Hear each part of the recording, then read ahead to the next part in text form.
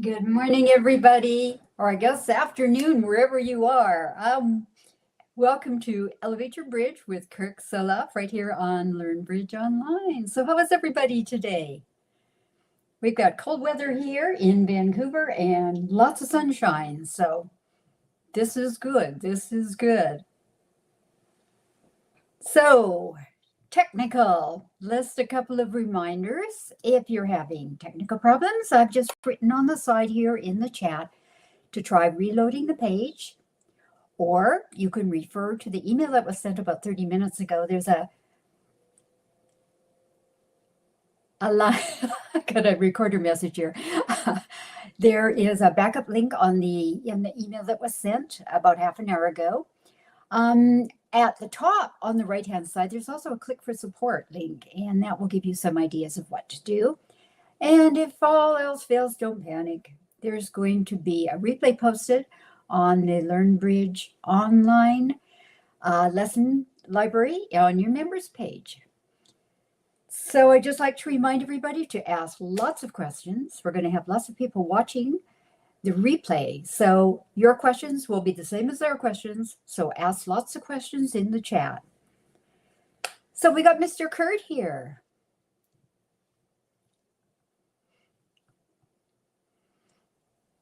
Greetings. Hi, can you hear me? Yeah. Are you hearing me?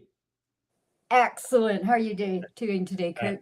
I just wonder, I had, I've been back and forth using different computer systems in recent weeks. This is my main system, and had to do, when I last used it, had to do a bunch of maintenance to try and deal with crashes and things that were happening. Well, along the way, the virtual classroom, I realized a little while ago, was not recognizing my microphone and my camera, and I had to give it permission to use the microphone and camera. So that's why I wanted to be sure we're rolling along here with audio and video as we're supposed to. Excellent. So you must be home in Denver then, are you?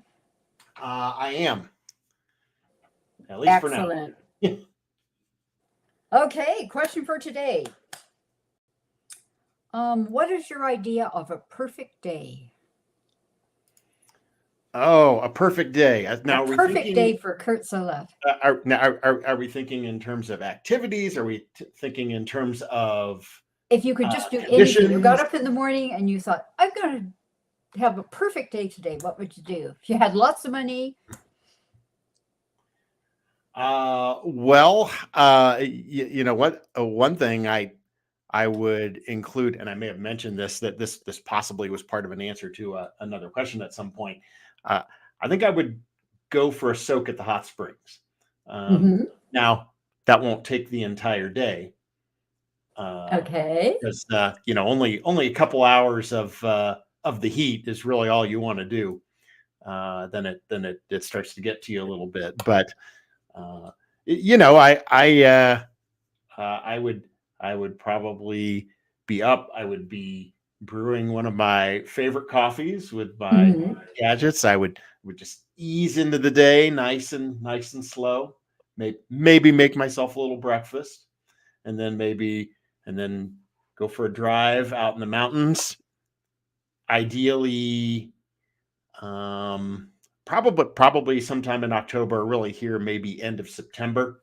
Get some of the leaves, the trees, the leaves turning, which is pretty brief in the mountains, and then hit up the hot springs, and maybe find a place to get some dinner at the end of the day, and just nice and quiet.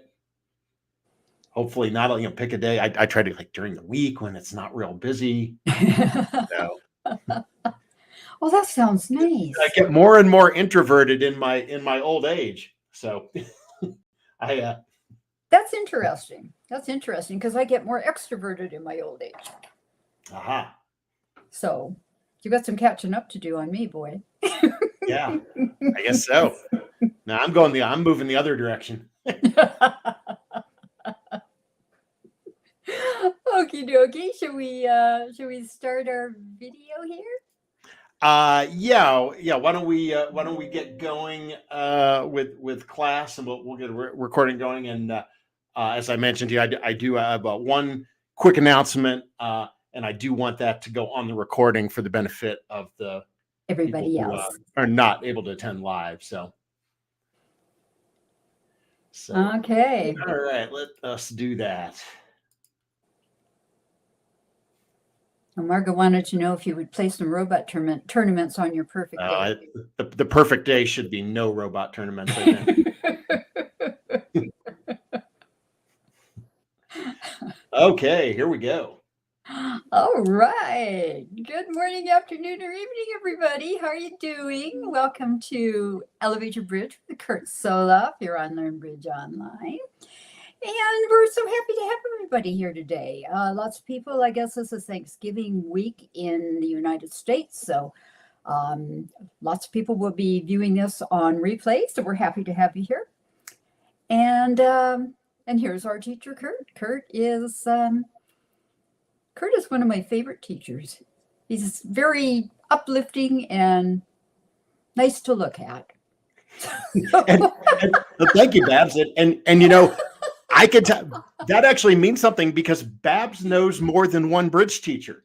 It's not like I made it's not like I made her top 3 or top 5 or top 10 or whatever because she only knows one bridge teacher. I know Babs interacts with a lot of bridge teachers. So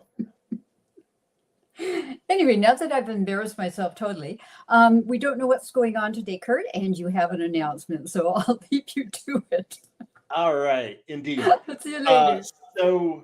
Yeah, we're going to be talking about 6-5 hands today. I know I didn't preview that last week because I was still undecided. We're going to be talking about distributional hands in just a moment. One thing I do want to mention, we may not be live next Tuesday.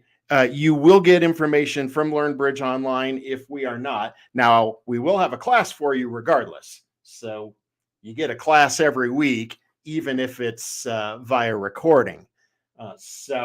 And this is because I have jury duty and I do not know if I will get to teach you live next Tuesday or not.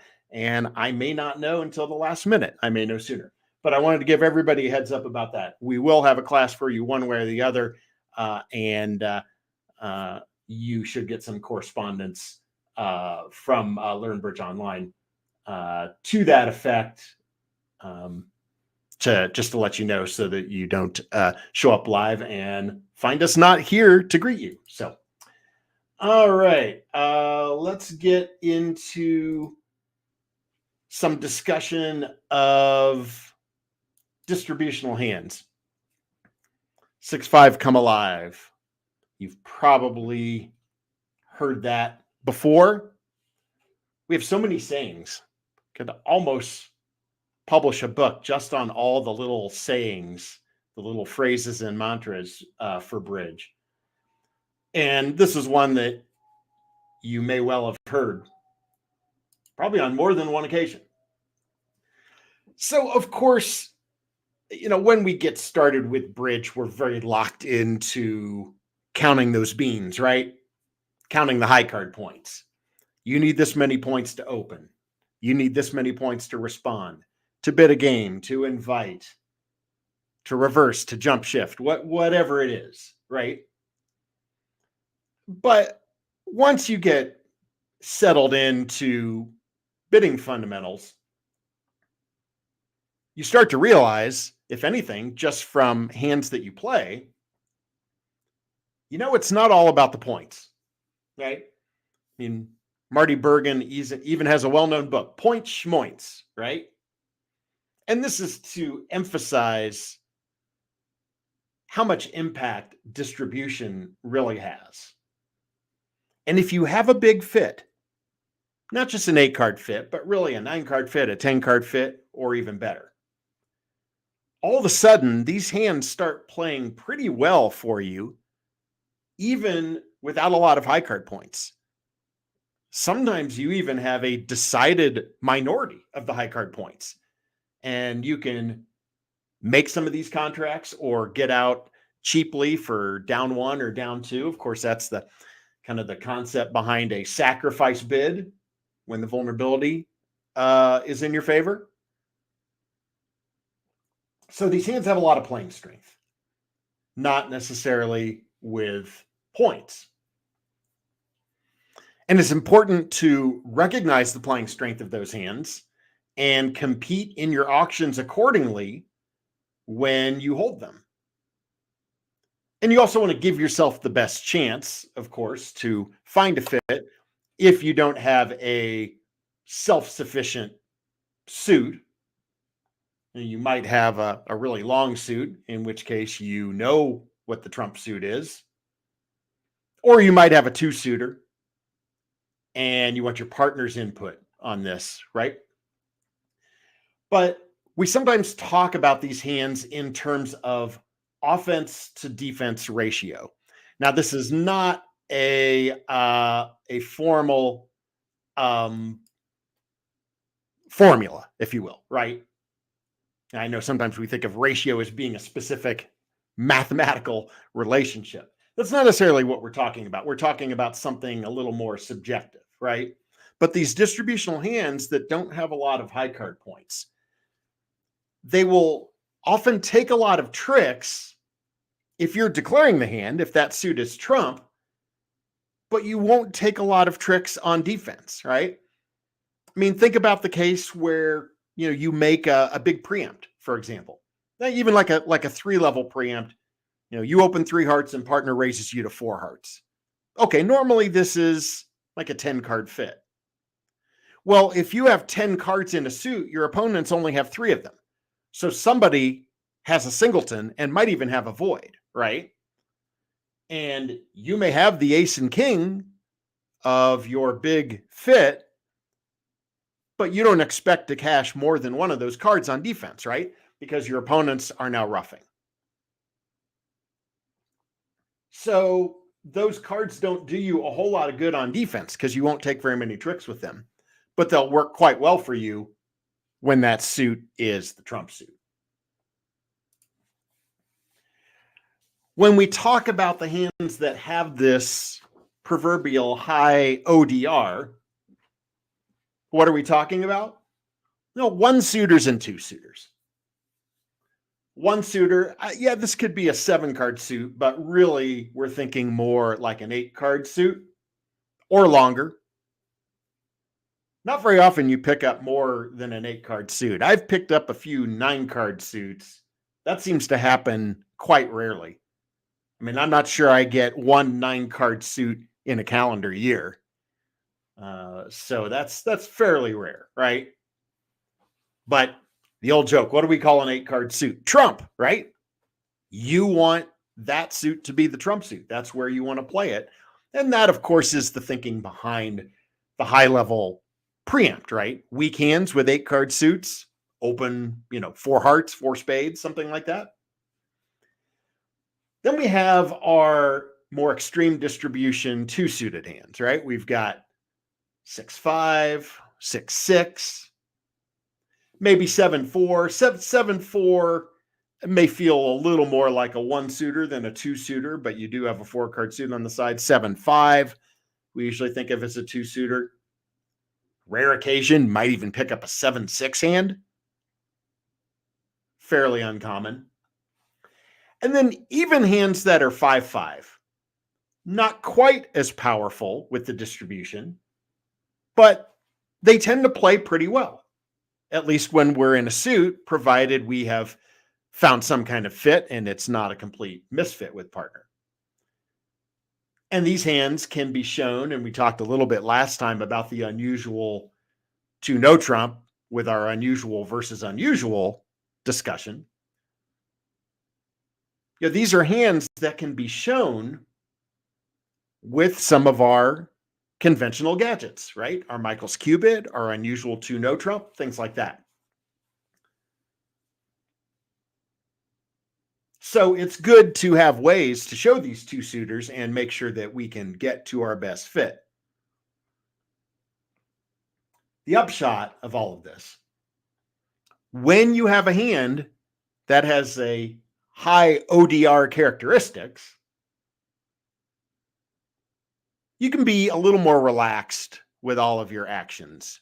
You can bid a little more with less, at least in terms of points, right? Whether you are opening the bidding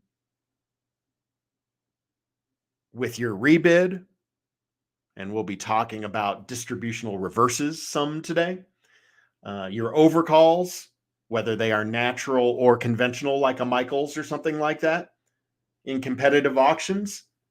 Basically, you can be a little more liberal with all of your actions. Now, we're not going to throw caution completely to the wind, right? We still want to be sure that we are observant of vulnerability and things like that and make sure we don't go completely crazy. But you can certainly be more aggressive than maybe your high card points alone would dictate. So showing these 6-5 hands, there actually is a process to it. One of the reasons that this ended up becoming a class, and folks who have taken several classes with me have probably figured out by now that when it comes to bridge, almost anything can be a class. There's almost nothing out there that I can't talk about for at least an hour. So there actually is a process to showing these 6-5 hands. This is a really common question I've gotten over the years. When somebody comes up to me after a session and says, hey, how do you bid board 6? Or, hey, what am I supposed to do when I have 6 of these and 5 of those? What's the right way to bid this hand? Well, believe it or not, there actually is a prescription for this. There is something at least resembling a right way to bid the hand. Now, we may need to deviate on occasion, right? But when you hold a 6-5 hand, and part of the reason that we see some deviation is that it's going to depend which suits we have, right? Suit hierarchy does matter, and it does change the process a little bit with how we bid these hands. And of course, if we're talking about how we open the bidding, how partner responds may also impact how we bid the hand. Sometimes we don't need to complete the process. Sometimes we find a fit earlier in the auction, and we don't need to follow this process all the way to the end. But when you are 6-5, your 3-step process for bidding these hands, pretty straightforward. Open your 6-card suit. At your next turn, bid your 5-card suit. And at your third bid your 5-card suit again. On some auctions, this will confirm that you are 6-5. On other auctions, it will confirm that you are at least 5-5, but you might be 6-5. So we don't always nail the pattern perfectly on every auction, but we get really close. And we get to convey enough information that partner can hopefully make a sensible decision as we have conveyed the essential nature of our hand, right? Now, when our first suit is the lower ranking suit, we do guarantee 6-5, right? So like if we open a minor and then we rebid a major and we bid the major again, this is absolutely going to be 6-5. And you may note that that auction is often a reverse.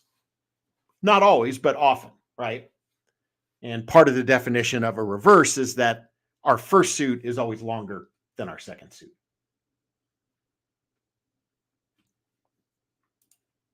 So we want to look at a couple of examples here with just the auctions.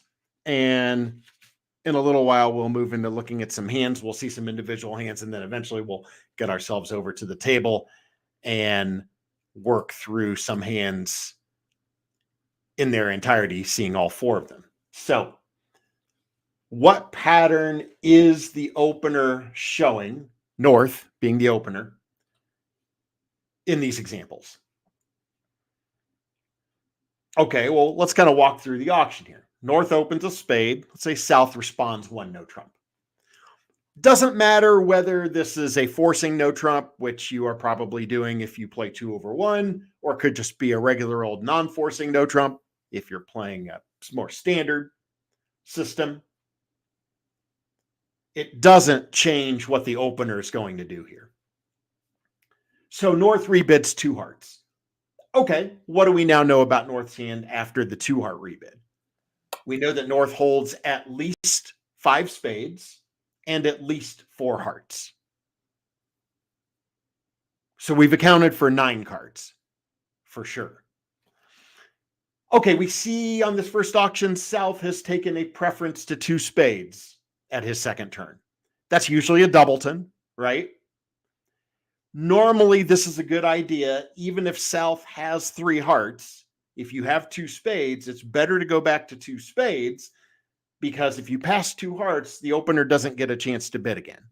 And if you bid 2 spades, the opener gets one more bid, and North may have one of these hands that is worth another bid, but maybe it wasn't good enough to jump shift, right?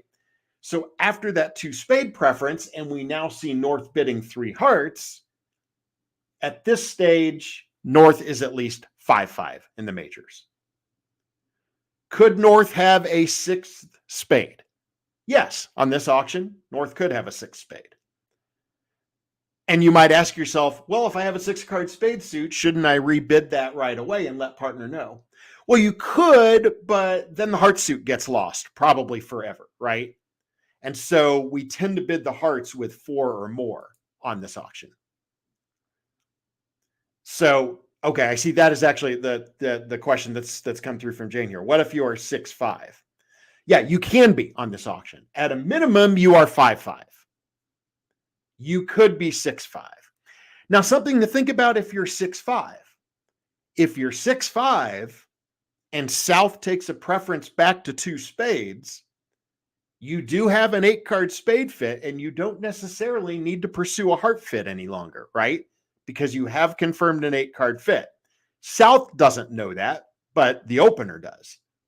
And if that's the difference maker in deciding to bid a game, then you probably found out what you need to find out. We also know that South does not have 4 hearts on this auction, right? Can we all agree that? Because if South had 4 hearts, with a weak hand, they would be passing 2 hearts. With an invitational hand, they would be raising to 3 hearts. And that can be like a courtesy raise. That can be kind of a light invitation. Or South may say, ooh, we've got a heart fit and my hand just got better now that we found it. South might just go to game at this point, right? So to summarize what we know on this auction, we know North is at least 5-5 in spades and hearts. We know that it is possible that the spades are longer. We also hopefully recognize what is not possible, unless North has misbid. The hearts cannot be longer than the spades. Because if North had 6 hearts and 5 spades, the correct opening was a heart, not a spade. So these are some important principles to keep in mind about what is actually being shown, what is being guaranteed, and what is possible here. Now, look at the auction on the bottom, and this is a little bit different because now we have a minor suit opening. South responds 1 no.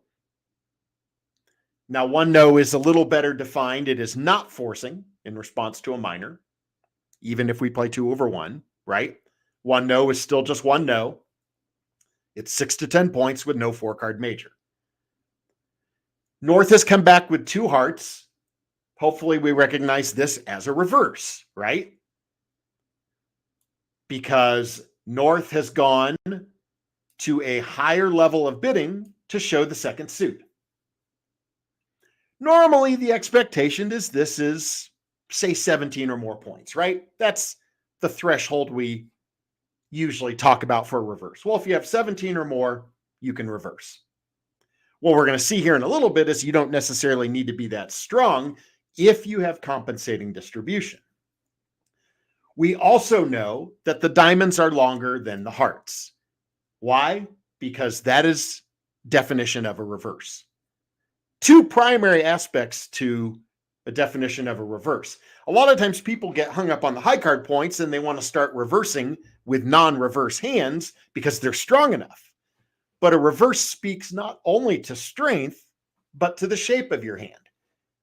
And one of the known criteria of a reverse is that the first suit is always longer. And notice the difference here from the first auction where those majors could be equal length.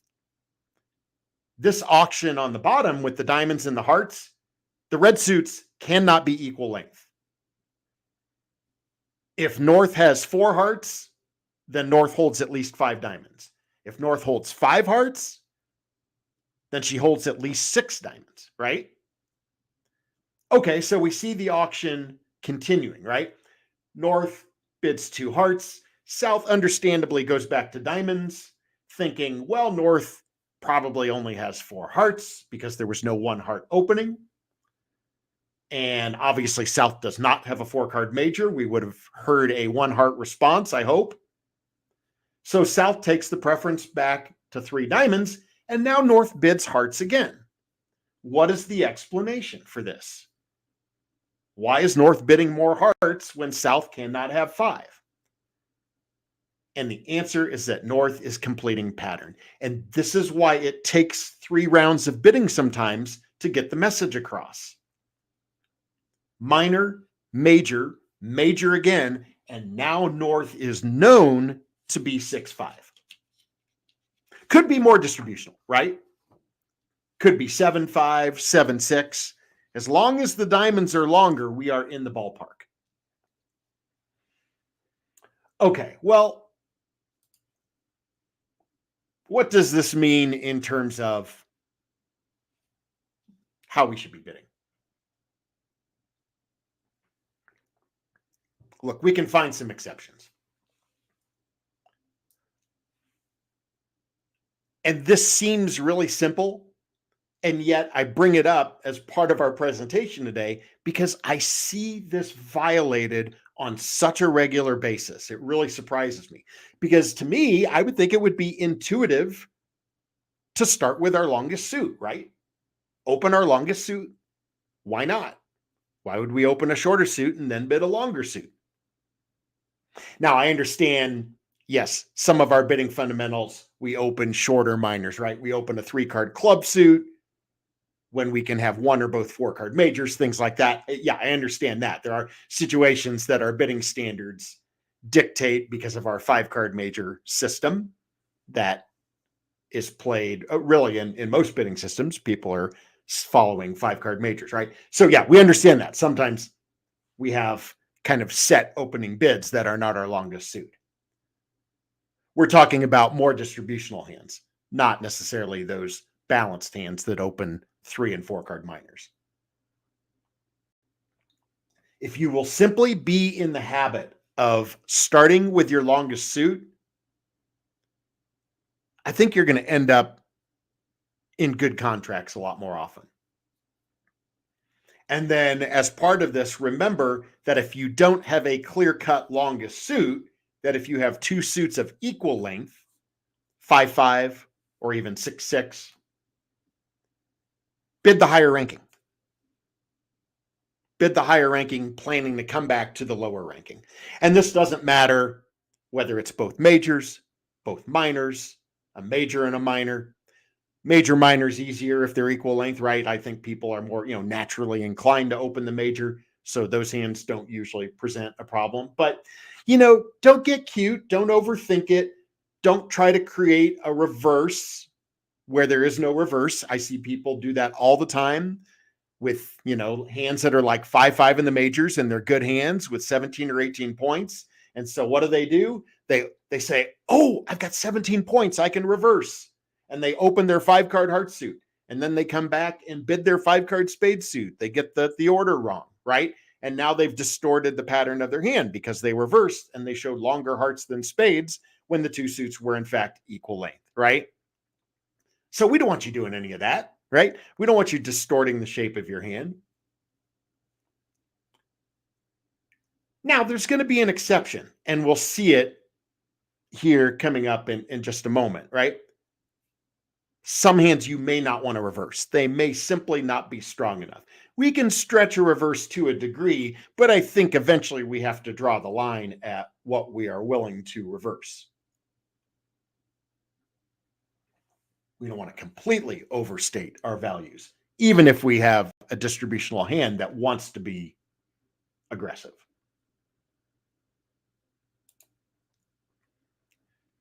Okay, so thinking about our process, our little 3-step process, let's be more specific about the suits. How are we going to deal with our 6-5s when the suits are the majors, when they're the minors, or when they are a major minor combination? Okay, so as we looked at a couple slides back, if you're 6-5 in the majors, open your 6-card major, plan to rebid your 5-card major next, possibly a second time. Are you promising 6-5 on the sequence? No, but you could be, right? That's the thing to keep in mind. You won't always be able to paint the perfect picture of your pattern, right? And again, this is weighing that decision of, well, do we emphasize the 6-card major? Because we could do that, right? We could rebid our 6-card major and the responder knows right away that we have 6, but then we lose the other major in the process, right? And when we open a spade, and partner responds a no trump. And how often have we found a heart fit and we just needed another round of bidding to do it, right? Because so often the responder is cornered into a one no response to a spade opening, right? If you're not good enough to bid a new suit at the 2 level, it's like, well, here's another hand. We got to throw in the 1 no bucket, right? It's balanced. It's not balanced. It's 6 points. It's 8 points. It's, in the case of 2/1, maybe 11 or 12 points, right? We have to take all these hands, get thrown into that 1 no bucket, and then hopefully we can get everything sorted out with the next round or 2 of bidding, right? Well, responder a lot of times will have some hearts, and we'd really rather not lose a major suit fit when it may be there. So generally a very good idea when you open a spade to keep the heart suit in the picture when there may be a fit. 6-5 in the minors, open your 6-card minor. Now, if your 6-card minor is clubs and your 5-card minor is diamonds, you may be facing a potential reverse, right? And so one of the things you want to think about is, am I willing to reverse into diamonds with this hand? If I open a club and partner responds a major, can I bid 2 diamonds now? Am I willing to reverse? If you're not, you could rebid your clubs, right? And we might look at things like suit quality, right? In making that decision. Try to make the decision before you open the bidding in the first place, whether or not you're willing to reverse, and have a plan of attack before we even get back to your first rebid. Now, the hand pattern that I have traditionally gotten so many questions about in the past is this last one. It's the 6-card minor and the 5-card major, right? And I understand this. It is so drilled into us to open 5-card majors, right? I mean, you hear that, basically starting in the first week or 2 of beginning bridge, if you ever took a beginning bridge class, right? Or if you learned from a friend or family member or something like that, right? What was one of the very first things you heard? Well, see a 5-card major, open a 5-card major. And that makes sense until we pick up a hand with a 5-card major and a longer minor. And now we have to think about, well, if we don't get the minor into the auction, it may be lost forever. And that may be our best fit.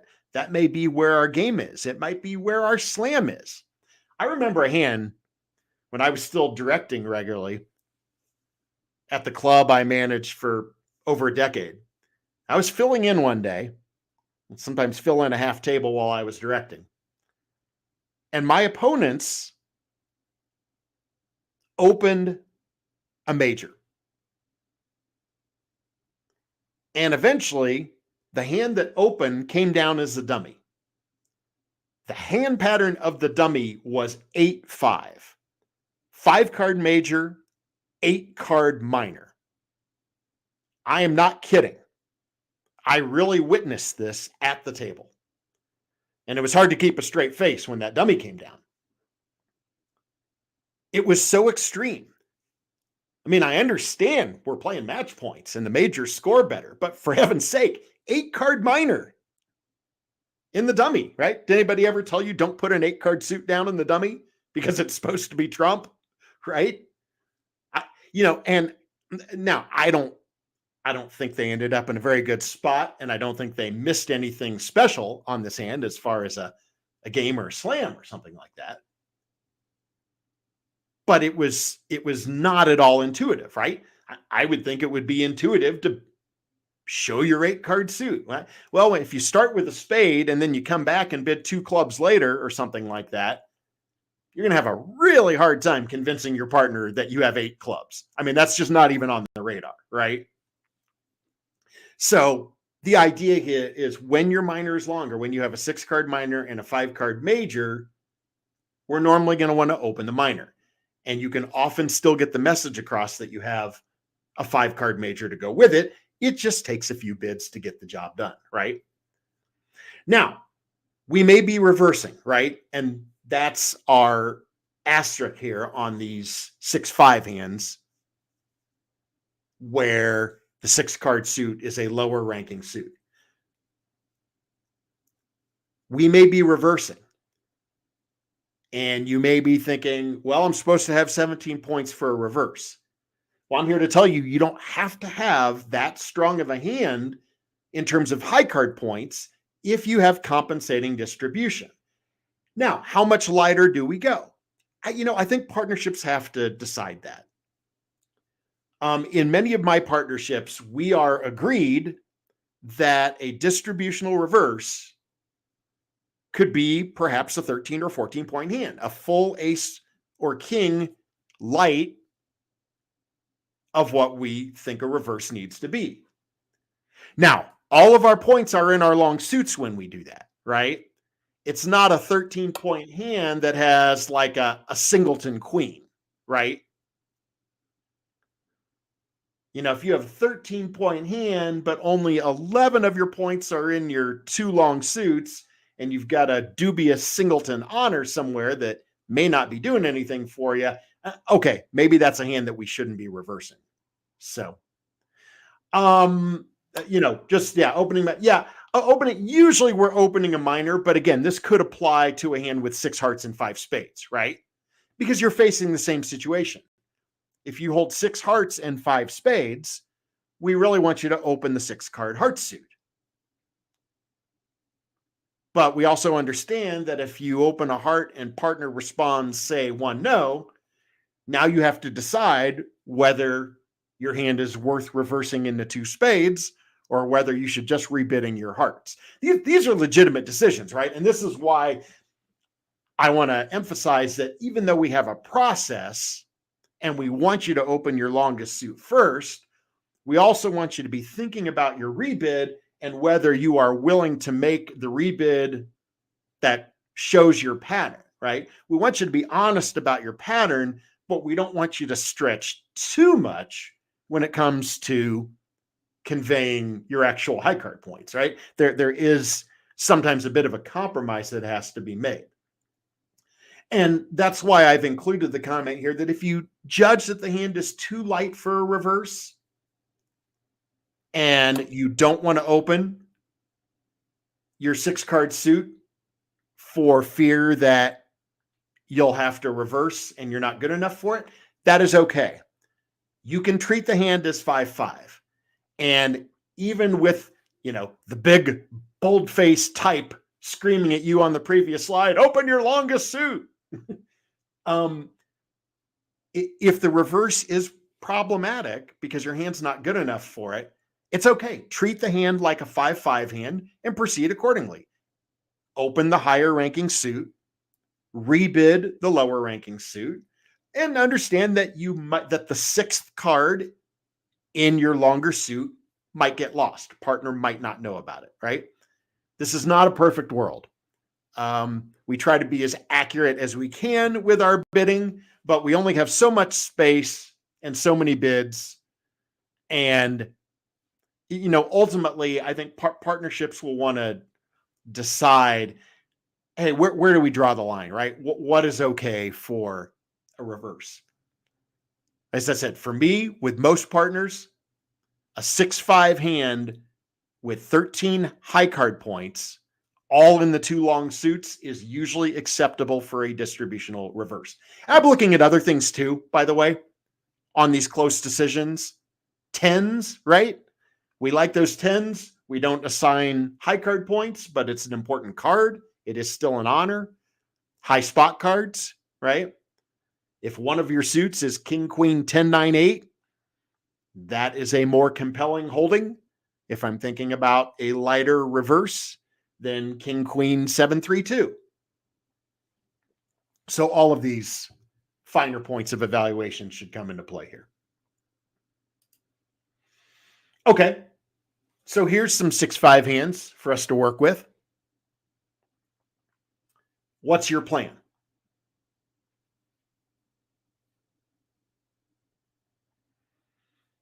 Okay, first hand, 6-5 in the black suits, right? And you see a good 5-card major, I understand the impulse to automatically open a spade with this hand. But your clubs are pretty nice too.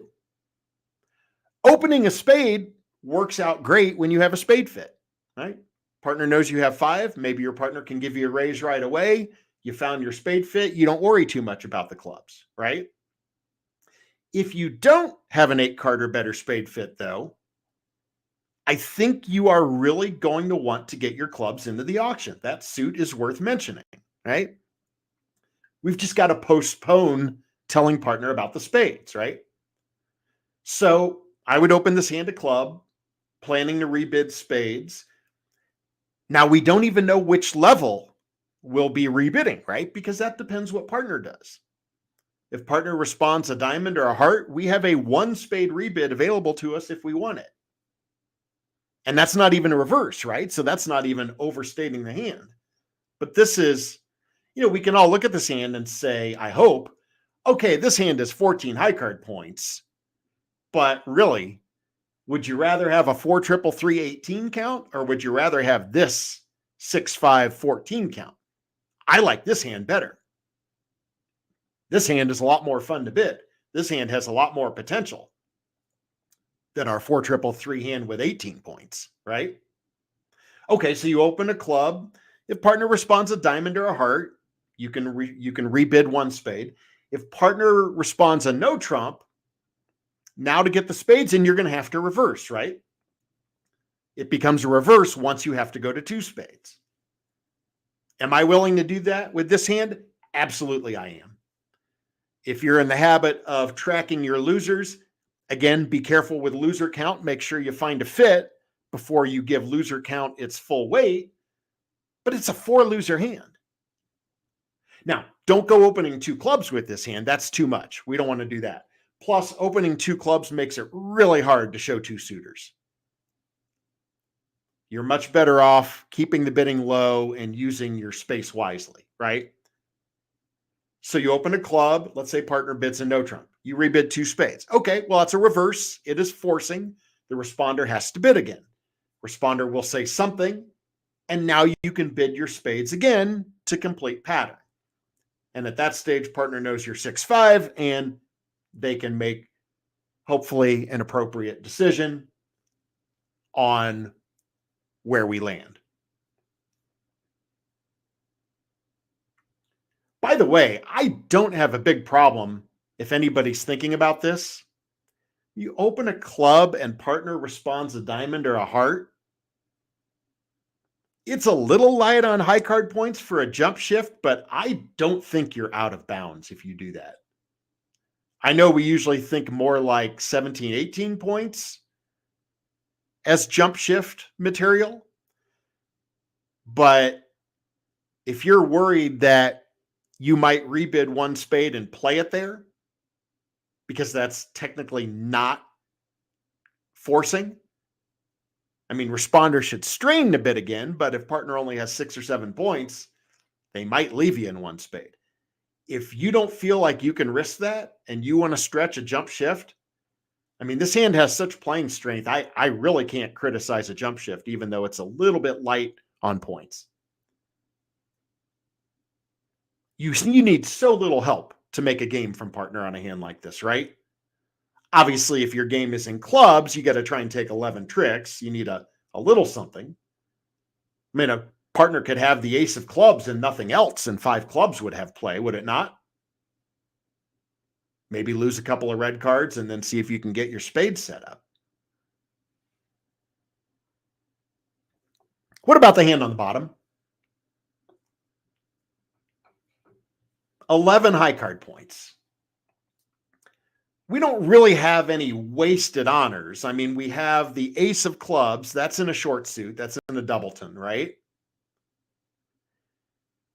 So what do you open with this hand? Well, if you open a diamond and partner bids a spade, and I feel like the odds of that happening are pretty high because I'm looking at a spade void. If you open a diamond and partner responds a spade, what are you going to do with this hand? Are you going to reverse into 2 hearts? I think that's just a little much with this hand. Now, you could rebid 2 diamonds. That doesn't overstate your points. But now you lose the heart suit forever, right? And partner could have 3 of them. That would be my worry about opening a diamond this time. I could open a diamond, maybe partner would respond to no trump. That's actually a better sign. That's like, oh my, the opponents have 10 spades and they're not bidding them. At least not yet. You can be pretty sure that you have a legitimate diamond fit. You could have an 8-card heart fit on that auction. But I don't think it's really strong enough. I would prefer not to reverse this hand. Now, it is also technically a 4-loser hand, is it not? Just like the hand above. But it's not quite as attractive. The diamonds are decent, right? Queen 10, 9, 8. They're not bad. So I think with this type of hand, what I would tend to do is open a heart so that I don't lose the hearts, especially if I'm playing match points. If I'm playing imps, I'm not too worried about it. If I'm playing imps and I play a diamond part score instead of a heart part score, I can live with that. At match points, if you have an 8-card fit in hearts and you don't play it there, you're probably not going to fare as well, right? I think I would open a heart, planning on rebidding my diamonds. Yes, my partner will not know that I have a 6th diamond. That will be almost impossible to convey, but we won't lose the hearts. And I won't overstate my strength, right? You can always catch up if you find a good fit, right? You can always reevaluate your hand aggressively if you find a fit. You know, who knows? What if you open a heart and partner responds 2 diamonds? Hey, you have got a huge fit then, right? You can spring to life and do all sorts of bidding after that. Okay. Well, you know, why don't let's get over to the table and let's actually bid through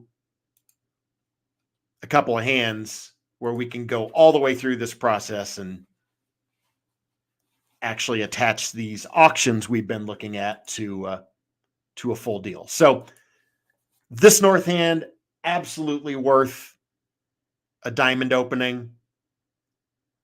Now, this is a good 15.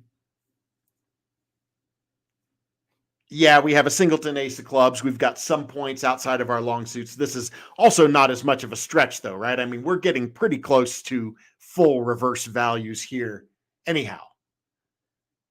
Oh, thank you, BBO.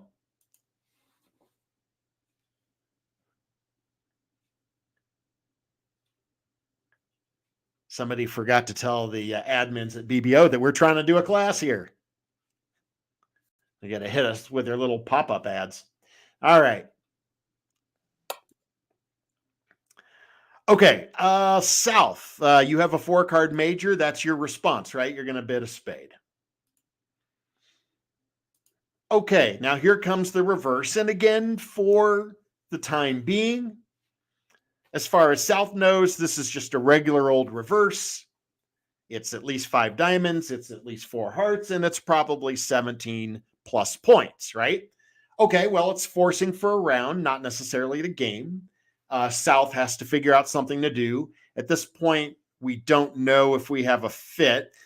I would probably bid 2 no. 2 no for most people on reverses is sort of a weakness signal. I don't really see anything else to do with this hand. You don't have a 3rd diamond. You don't have a 4th heart. This will tend to kind of slow things down, but we're still making forcing bids, right? So we don't have to worry. We'll still get another chance to bid after this 2 no here. We'll see what the opener has to say. Well, what the opener has to say with this hand is completing pattern. And so if you're asking yourself if this comes up and you say, well, that's weird. If my partner has 5 hearts, why didn't she open a heart? Don't we play 5-card majors? Sure, we play 5-card majors, but there was a compelling reason to bid this one a little differently. And so when you now see the 3-heart bid, this is not North doing something weird, we hope, and bidding a 4-card suit a second time. No, not at all. This is confirming 5 hearts. And because this is a reverse, by definition, we now know North to hold a 6th diamond. And so with Queen 10 3rd of hearts, now that we know this to be an 8-card fit, we can bid 4 hearts and we get to our major suit game. We have a diamond fit as well, right? I mean, we have an 8-card fit in diamonds, but we'd rather play in the major.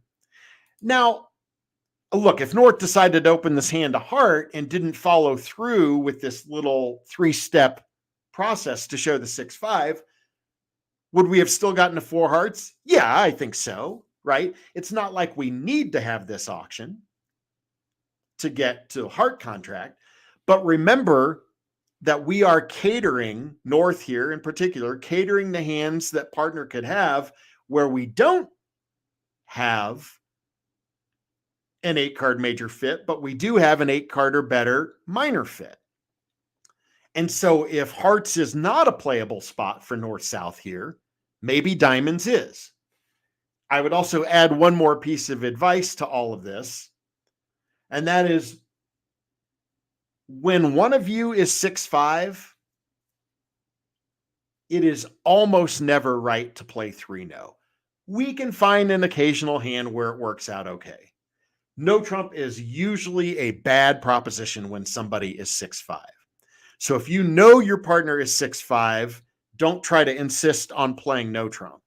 And if you're 6-5 and your partner offers 3-no, you should be highly inclined not to sit for that contract. Sometimes you're stuck. I've had it happen. There have been times where I thought I had pretty well shown my 2-suited pattern. Partner bid 3-no, and I thought, well, I really don't have anywhere to go. I'm going to hope for the best. But you end up with transportation issues, right?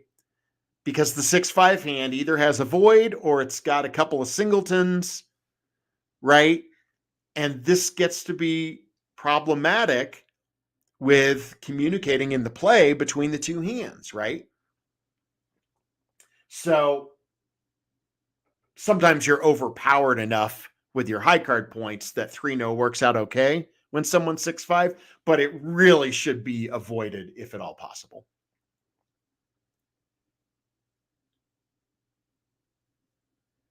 Okay, let's look at another. Okay, this hand, we actually saw a very similar hand on the slide here with 6-5 in the blacks. Now, again, only 13 points, but all of those points in our long suits. And you might not even have to reverse. Now, the way this hand is set up, you will end up reversing. But again, you might not have to if you don't want to. If you hear a diamond or a heart response from partner. Now, I think the bid here is going to be 1-no from West, right? No 4-card major, 9 points. Now, West has some clubs, but we don't really want to raise clubs directly on just 4 of them in case East has opened a 3-card suit. So 1 no trump seems to be the best description of the hand. Okay. Are you willing to reverse this hand? I am. Again, toward the minimum and a good ace light of what we consider a normal reverse. But these are different circumstances, right? Again, we're looking at one of these 4 loser hands, right? And this is a hand with tremendous playing strength if we have a place to play. Now, sometimes you go through this process and it's a true misfit, right? You're 6'5" in the black suits, partner's 5'5" or 6'5" in the red suits. Every now and then we have to deal with one of those, and those hands are annoying and problematic, but fortunately they don't seem to come up too often. So I'll go ahead and reverse into 2 spades. I'm willing to force for a round. Okay, so West now knows that we have at least 5 clubs due to the reverse, right? So West is happy to support clubs with a preference to 3 clubs.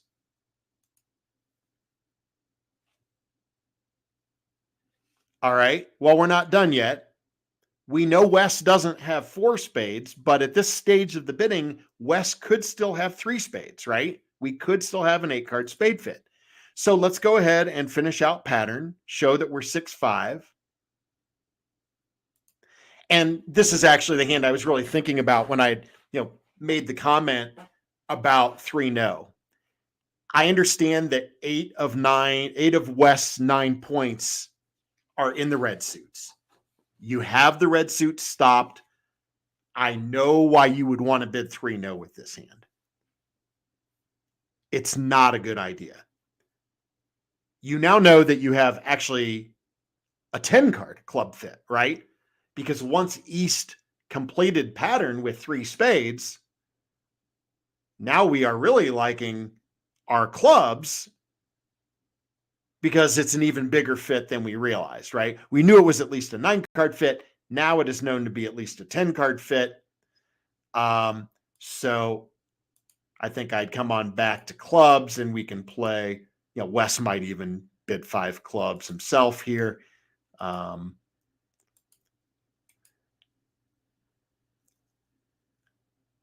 Is it a consideration to play in spades? I don't think I would. You might say to yourself, well, it's a 5-2 fit. I have Jack Doubleton. I would be a little worried about that. And on this hand, it actually would go badly if the defense gets it right. You are subject to a forcing defense if you play in spades. You can handle that much better if you play in clubs. If the opponents make you rough diamonds, for example, and dummy has the king of diamonds, so I understand if they lead the ace of diamonds, they will set up a diamond winner and you don't have to rough again immediately, right? But once you start having to take roughs in the long hand, you can lose control of the hand. And if we play the 5-2 spade fit and we see the spades divide 4-2, they're not 3-3 on this hand, four spades can actually be defeated.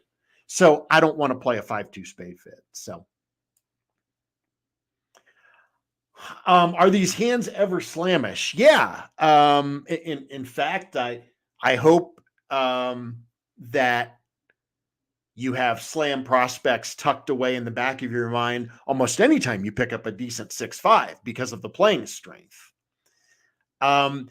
Maybe not on this auction because West has immediately limited that response hand to 6 to 10 points. And East has obviously stretched the reverse a little bit here.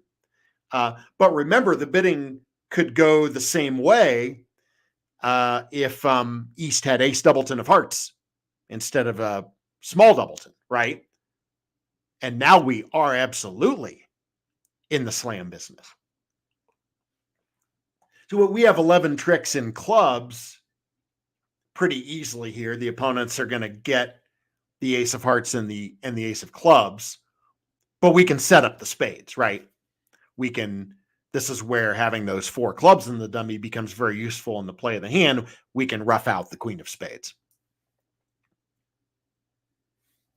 So 5 clubs is the best contract. Yeah, I would not be inclined to play 3 no. Does it make no 3 no? 3 no actually goes down on a diamond lead, it looks like. I was looking back at my hand record, and I don't think it would be I don't think it would be that hard to find a diamond lead, because what would happen is if diamonds are attacked with Queen Jack 5th sitting over dummies 10, South could simply lay down the ace of diamonds and continue a diamond through that 10, start working on that suit. Yes, you have a stopper, but you have to give up the lead to North with that ace of clubs, and now here come the rest of the diamonds. So 3 no is an issue. You have transportation in the club suit. It's not that transportation is a huge problem on this hand because of the quality of the clubs. Plus, East can get to hand in the spade suit as well. It's that even King 10 4th is not sufficient, right? And if we play in no trump, I guess West would be declaring, right? So North could simply lead a 4th best diamond to the ace, get a diamond back. The defense doesn't have to do anything special to beat 3 no. In fact, they can beat it 2 tricks. So 5 clubs, clearly the better place to play here. Okay. Let's come back to something else on slides here. We may be able to slip in one more hand. We'll see where we are. So the responder can basically do just what the opener did. You don't have to be the opening bidder to show a 6-5. So let's say you're the responder here. We'll look at this first example. Partner opens a club. You say, ooh, I've got this nice 6-5. I've got a plan for it, right? And then your partner's the dealer and opens a club. Okay, you may think to yourself, well, I need to respond to spade, right? The diamonds are really nice, but I have not just a 4-card major, a 5-card major, right? King, queen, 10, 9, 5th. So I totally get it. You want to respond to spade. But if you're willing to exercise a little bit of patience, you will be able to show this hand because you are going to ultimately reverse as the responder. So you can start with a 1 diamond response, and then you'll bid spades. And a reverse by responder is forcing, but even a normal responder reverse is not as strong as an opener reverse. It can usually just be an opening hand, right? So again, you respond to diamond, you plan to bid spades, and you plan to bid spades again, and you can send the message to the opener that you're 6-5 diamonds and spades. And who knows? Maybe your slam is in diamonds. Maybe the opener can't support your spades, but you have ace, queen, jack, 6th of diamonds. And if you find that diamond fit and partner has opening values, okay, there might be a little wastage. Partner may have cards in your short suits there and clubs and hearts, but we don't have to construct an opening hand with more than minimum opening values where 6 diamonds, for example, might be a great contract, right? So I think you want to mention the diamonds. Even with a nice 5-card major, you have an even nicer 6-card minor, and it's worth getting into the auction. The second hand, you're kind of facing the same thing we talked about before. It's pretty easy to convey that you're 5-5 in the majors. The opener might not know for sure that you are 6-5 in the majors. And we also have to be sure that we keep making forcing bids, right? So let's say your partner opens a diamond, you come back a spade, the opener rebids 1 no. This is the auction that Jane is putting out here right now, I see. You don't want to come back with 2 hearts because that is actually non-forcing. Now, what you do next may depend on your partnership methods. Do you play new minor forcing? Do you play 2-way new minor forcing? Are second round jumps invitational or are they forcing? So it's a little hard to say exactly how this auction is going to take place because it will depend on partnership agreements.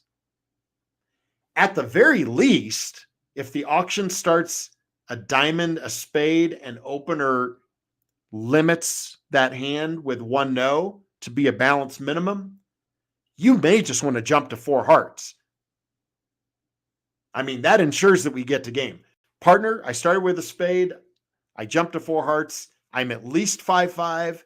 If one suit is longer, it's the spades, and just make partner take a preference. Now, that gives up on slam, but on the other hand, opener on that auction showed a minimum, and while you're distributional, you do only have 11 points. So I think you should absolutely insist on playing game in a major, but you're probably not missing a slam, right? So again, you've either got to make a forcing bid, continue to make forcing bids until you reach a game contract, or you've just got to bid game in the other major and say, okay, partner, I gave you 2 choices. We can play 4 hearts or we can play 4 spades. You pick one. If opener rebids a suit, we actually might have an easier time patterning out here, right? Like if opener rebids the diamonds, now you can respond 2 hearts, and that's forcing. Little different situation there. So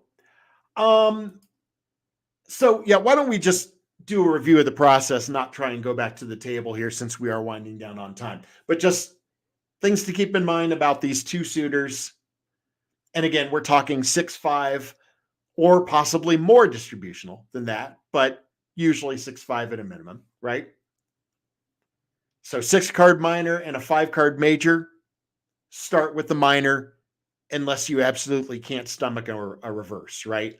That's our second point here. If you're 6-card minor and 5-card major, but you're not prepared to reverse and you want to just pretend that you're 5-5 so that you don't overstate your strength, that is okay.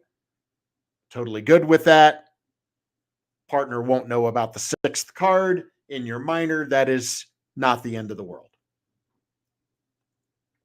6-5 in the majors, always start with your 6-card suit. Whether it's spades or hearts, doesn't matter. Let's be as honest as possible with our pattern so that we send the right message to partner. And then keep in mind this last point, something we didn't talk about a lot today, but tuck it away. We've talked about these things in previous classes. Your 2 suited gadgets, your Michael's Q bid, your unusual 2 no trump. Now those bids promise 5-5, but you can use them with 6-5, and you might get a chance in some auctions to bid again after you make the Michael's bid or make the unusual 2 no bid, and you might get to bid your 6-card suit, even if your partner takes a preference for the other suit. If your hand's strong enough, you might actually get to complete your pattern and say, hey, I'm actually 6-5 here. So there will be some use of that as well. So, all right. I want to thank everybody for either joining live and participating, or if you're watching the recording, watching on recording. Thank you to Babs for the assistance. You're welcome. As well. And stay tuned. Keep an eye on your email as we find out about any developments regarding next week's class. I'm planning to be here to teach something live. Kurt's going to trial. Yes, unless my local government insists otherwise. So, because one thing I know is if I go to jail, I won't be here to teach on Tuesdays. No, right? We'll all bail you out. Somebody will bail me out, right? Yeah, somebody put Bajir in touch with the bail bondsman, right? I should ask Bajir, hey, Bajir, if I don't go to jury duty because I'm teaching at LearnBridge Online, can you got me covered there? I'd tell him. I'd just say, hey, So, I can't make it. I've got students I can't let down. Yeah. Yeah, the judges, they don't like They excuses. don't. Yeah. So is there a lot of crime down in Denver that you've been called 5 times in 12 years? Apparently, apparently there are a lot of court cases. Although a lot of them settle though. So sometimes you go down there and then they send you home because the case settled. So we'll see. Okay. We'll see what happens. But yeah, some kind of class will be available next week for everyone. Hopefully live, if not on recording, and we will just roll with whatever happens. Let's go with the flow, man. Okay, thank you, everybody. If you have any questions, you can ask your questions on the Learn Bridge online members class page, and you'll get an answer back. So thank you very much for joining us. Happy Easter. Easter. I'm really in a time where You're ready for spring, aren't you? To everybody in the United States. Yes. And I think I'm going to go blow my brains out today. All right. Well, Babs is going to go start happy hour, and I'm going to go shopping. Okie dokie. All right. Thanks, everyone. We will see you next time. Okie doke.